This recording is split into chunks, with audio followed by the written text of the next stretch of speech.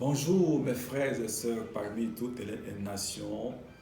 En ce moment, nous voulons encore partager cette parole et ce que Dieu m'a mis dans les cœurs. Je ne suis que votre humble serviteur pour vous donner ce message.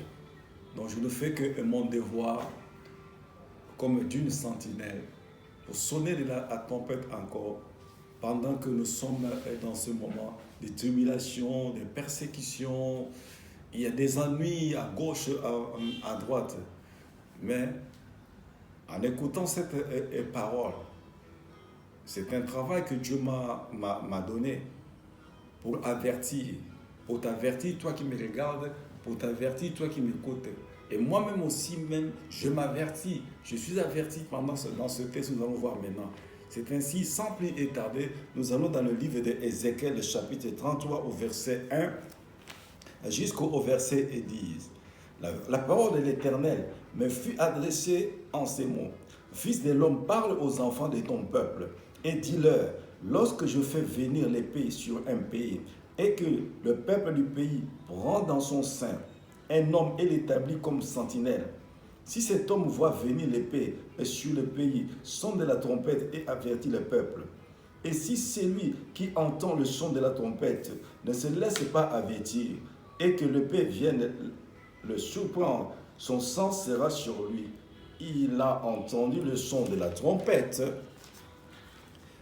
Il ne s'est pas laissé avertir, son sang sera sur lui. S'il se laisse avertir, il sauvera son âme. Si la sentinelle voit venir l'épée et ne sonne pas de la trompette, si le peuple n'est pas averti et que l'épée vienne enlever à quelqu'un la vie, celui-ci périra à cause de son iniquité. Mais je redemanderai son sang à la sentinelle. Et toi, fils de l'homme, je t'ai établi comme sentinelle sur la maison d'Israël. Tu dois écouter la parole qui sort de ma bouche et les avertir de ma part. Quand je dis aux méchants, méchant tu mourras, si tu ne parles pas pour détourner le méchant de sa voie, ce méchant mourra dans son iniquité et je te redemanderai son sang. Mais si tu avertis le méchant pour le détourner de sa voie et qu'il ne s'en détourne pas, il mourra dans son iniquité et toi tu sauveras à ton âme. Alléluia. Voici maintenant ce texte que Dieu m'a mis à cœur pour toi et moi. Toi qui m'écoutes et toi qui me regardes, peut-être que tu me connais ou peut-être que tu ne me connais pas. Mais moi, je ne fais que mon devoir de sentinelle, sonner de la trompette, parce que nous vivons le dernier temps, le dernier jour. Mais je ne dis pas que le dernier jour ou ce demain. Non, celui qui connaît ce moment, c'est lui seul l'Éternel assis sur son trône. Mais il nous a établis comme des sentinelles pour sonner de la trompette. Vous avez entendu ce que Dieu dit dans sa parole. Il dit, fils de l'homme, lorsque je fais venir l'épée dans un pays, lorsque je fais venir l'épée dans un pays, toi, je t'ai établi comme sentinelle afin que tu sonnes la trompette pour avertir les hommes. Pour que l'épée ne vienne pas surprendre une personne. La personne ne soit pas distraite. Mais toi, je t'ai établi que sonne de la trompette pour que les gens entendent, pour que les gens écoutent, que je fais venir telle situation ou tel malheur et que les gens soient prudents. C'est pour cela que je t'ai établi comme un sentinelle. Lorsque tu sonnes de la trompette et que les gens entendent la trompette, et ne se laisse pas avertir, et que l'épée vienne le surprendre, mais toi, tu ne seras pas fautif parce que tu as sonné de la trompette et tu as averti et les gens n'ont pas voulu écouter. Et l'épée viendra le surprendre et ils mourront à cause de leur faute parce que toi, tu as sonné de la trompette. Tu les as avertis. Et c'est pourquoi vous voyez que partout, il y a des hommes de Dieu qui prêchent, il y a des hommes de Dieu qui parlent à gauche, à droite. Parce que Dieu ne désire pas la mort de celui qui meurt, même pas d'un méchant. Parce qu'il dit, je reviens bientôt avec moi et ma rétribution pour rendre à chacun selon ses œuvres. Toi qui me regardes, toi qui m'écoutes, et moi qui parle, mon frère, ma soeur, c'est le moment d'être prudent. Parce que le jour du Seigneur viendra comme un voleur. Ça va nous surprendre. Mais pendant qu'il avertit, pendant qu'il parle au travers de ses serviteurs, les prophètes, les évangélistes, les apôtres, les enseignants, les docteurs, donc Dieu parle d'une manière ou d'une autre. Parce qu'il dit que je reviens et bien le retour de Jésus-Christ est pour elle et bientôt. Nous voyons tous ces événements dans ce monde. Il y a des tribulations partout. Il y a des événements pareils partout. Il y a des pleurs, il y a des cris comme ceci là. Dieu dit quoi? Il dit, lorsque vous entendez toutes ces choses, lorsque vous verrez toutes ces choses-là, sachez que mon retour est si proche. Il dit, cette génération-là ne passera pas, qui verront toutes ces choses-là que j'ai déjà dit. Et donc maintenant, cette génération que vous êtes là, c'est la génération-là que j'ai. Et pas toute cette génération ne finira pas. Moi, Jésus-Christ, je suis à la porte et je reviens bientôt. Mais c'est en vous d'être prudent et prudente. Parce que je reviens bientôt. Les choses de ce monde passeront, mais ma parole ne passera jamais. Et ma parole ne retourne jamais à moi sans avoir accompli mes desseins. Ce que j'ai dit, je vais les exécuter. Que vous voulez et que vous ne voulez pas, je vais exécuter ce que j'ai dit. Et je reviens bientôt pour prendre mon église. Et toi qui me regardes, et moi qui parle, si toi tu es l'église de Dieu, c'est le moment de ça arranger, de marcher conformément à la parole de Dieu. Le monde passera, mais la parole de notre Dieu ne passera à jamais. Sache-le que mon frère, ma soeur, comme toi tu es là, comme la Bible dit dans 1 Corinthiens 3, verset 16, ne savez-vous pas que vous êtes le temple de Dieu et que mon esprit habite en vous? Et celui qui détruit mon temple, moi Dieu, je le détruirai. Mais regardez maintenant ce que nous faisons dans le monde, chrétien ou chrétienne, que tu sois de n'importe quelle confession, nous avons qu'un seul Dieu, créateur du ciel et de la terre. Il dit, je ne désire pas la mort de celui qui meurt, même d'un méchant, mais que le méchant se détourne dès ce moment. Mon frère, ma soeur, je sonne la trompette. Moi qui parle, je ne suis pas juste à 100%, mais ce que Dieu a mis en moi, je partage avec toi. Afin que tu sois sauvé, afin que moi-même aussi je sois sauvé. Les gens disent que qui est déjà parti là-bas pour revenir nous dire ce qu'il y a là-bas. Mon frère, l'enfer existe, le séjour des morts existe. Mais toi et moi, soyons prudents et prudentes, afin que nous y allons pas dans le séjour des morts. Dans le séjour des morts, il y a déjà la galère. Donc, en étant dans le séjour des morts, ce sera trop tard. Il n'y a plus de pardon de péché. Mais c'est le moment de redresser la barque. Pendant que tu as encore les yeux ouverts, pendant que moi j'ai les yeux encore ouverts, cessons de faire le mal. Fuyons le mal, fuyons les péchés. Mais nous avons un seul ennemi qui nous pousse à aller vers le péché et qui ne veut pas que nous puissions écouter la parole de Dieu pour dire oh bon non, et c'est comme ça, vivons, faisons ce que nous voulons. Donc la fin de ce monde, lorsque tu fermes seulement les yeux et c'est fini. Mon frère, là tu te trompes, ma soeur, là tu te trompes. Non, au contraire, lorsqu'on ferme les yeux sur la terre, la vie commence de l'autre côté. Moi qui parle, toi qui me regardes, le jour de ton départ, le jour de mon départ, je serai où toi tu seras où. Je serai où toi tu seras où. Mais c'est le moment de ça arranger. Pendant que tu entends ce message, regarde ta vie. Et moi aussi qui parle, je regarde ma vie. Parce qu'il y aura la fin de toutes choses. Il y aura la fin de toutes choses sur cette terre des hommes.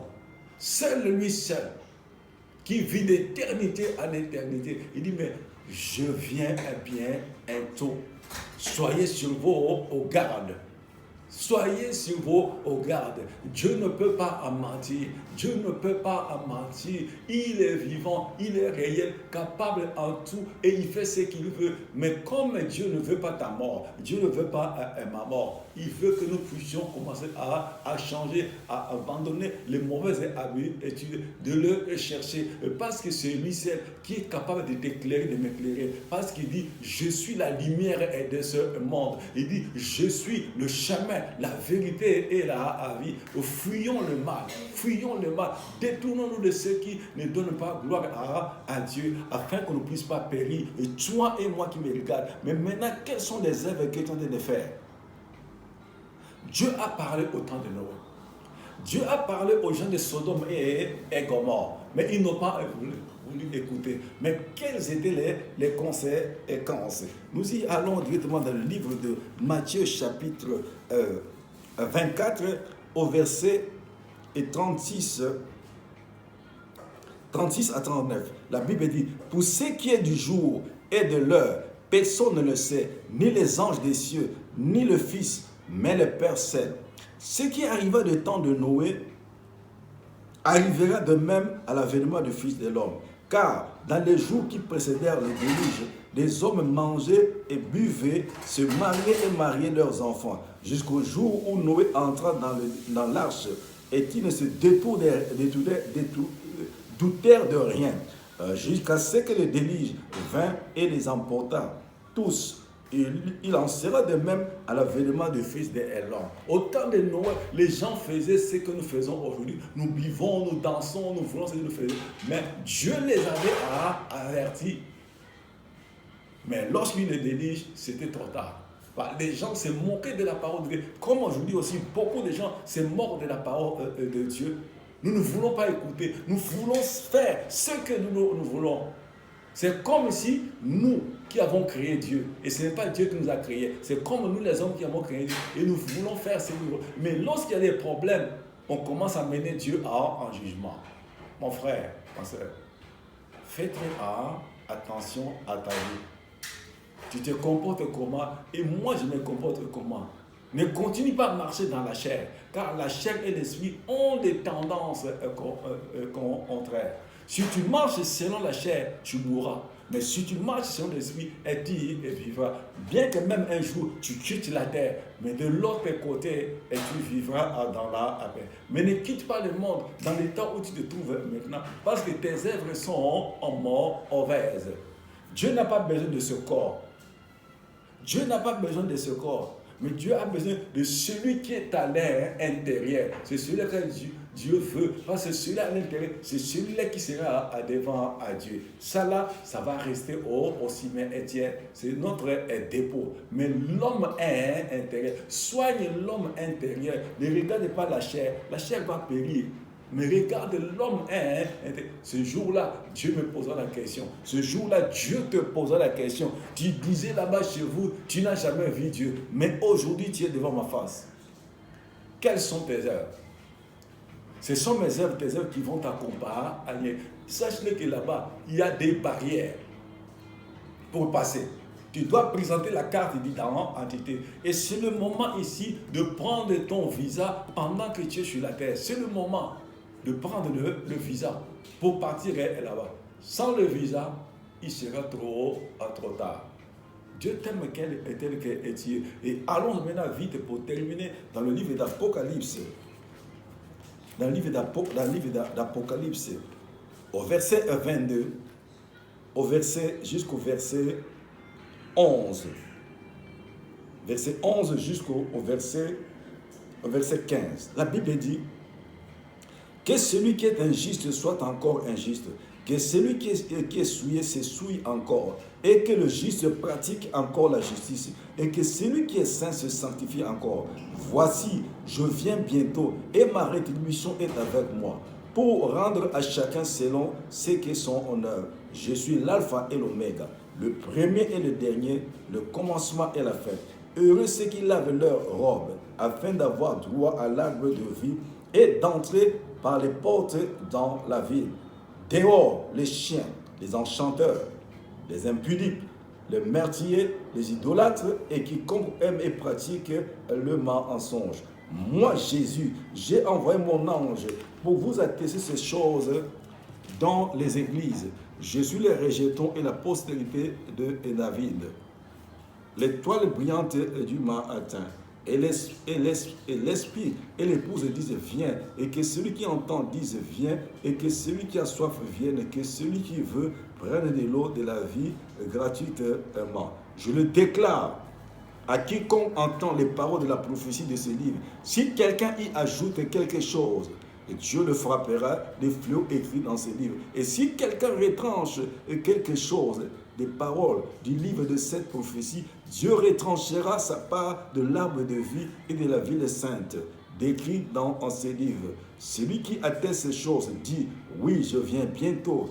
Amen. Viens Seigneur Jésus, que la grâce du Seigneur Jésus soit avec vous. Tu as entendu qu'il dit, je viens bientôt, je reviens et bientôt. Il dit bien au verset 14, heureux ceux qui lavent leurs robes, afin d'avoir droit à l'arbre de vie et d'entrer par les portes dans la vie. Il dit, dehors les chiens, les enchanteurs, les impudiques, les meurtriers, les idolâtres et quiconque aime et pratique le mensonge. Pendant que tu écoutes la parole de Dieu, pendant que moi qui parle, suis-je un chien? Et suis-je un enchanteur, un impudique, un meurtrier, un idolâtre? Et je pratique toujours le mensonge. Regarde-moi dans toutes ces catégories et que la parole de Dieu vient de citer. Dans quelle catégorie es-tu? Dans quelle catégorie que je suis? Et ces choses-là qui vont nous disqualifier devant notre Dieu. Ce n'est pas parce que je prêche la parole de Dieu. C'est une grâce que Dieu m'a accordée. Mais je dois m'examiner. Est-ce que suis-je un impudique? Suis-je un meurtrier? Suis-je un idolâtre? Suis-je un chien?